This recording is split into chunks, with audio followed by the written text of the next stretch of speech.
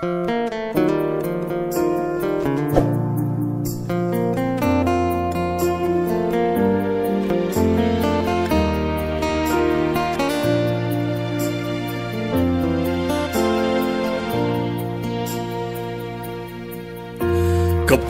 lam lang dan hi mo in lang trin ma se churil ero lalpa imu fia kha isia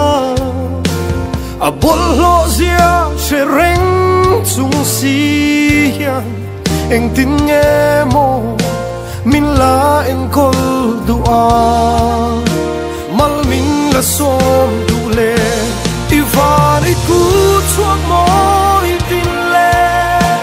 itil siam ro uiten i ro pui zia ni tin mai hian an quang china ke ero zung lalpa eng ma lo mai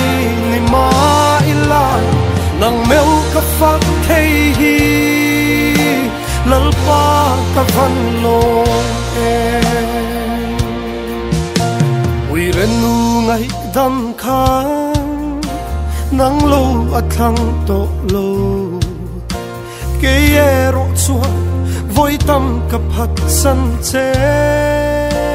lalpa thin lung chu ril ber po mutu kha eng tin nge mo min la mangai theya tatani tuar dule ivan iku chua moi dille itil siam ro uiten i ro pui zia ni ting mai hia an quang china ke ero zung lalpa eng ma lo mai ni ma nang meu ka fak thei hi lalpa ka van lo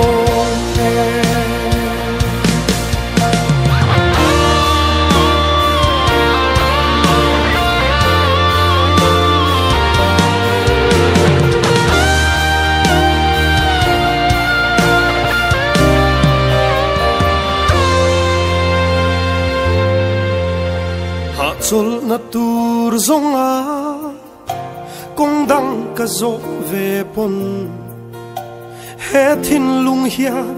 a hlat ngam si lo che lalpa a to pa chuan nang chau lo hi zong min muang tu tu eng dang an om thei lo nang lo an om si lo ivan iku chuak mo itin le itil siam ro uiten i ro pui zia ni tin mai hian an quang china ke ero zung lalpa eng ma lo mai ni ma ila nang meu ka fak thei hi lalpa ka van lo ivan iku chuak moi tin le itil siam ro uiten i ro pui zia ni tin mai hian an quang china ke ero zung lalpa eng ma lo mai ni ma ila nang meu ka fak thei hi lalpa ka van lo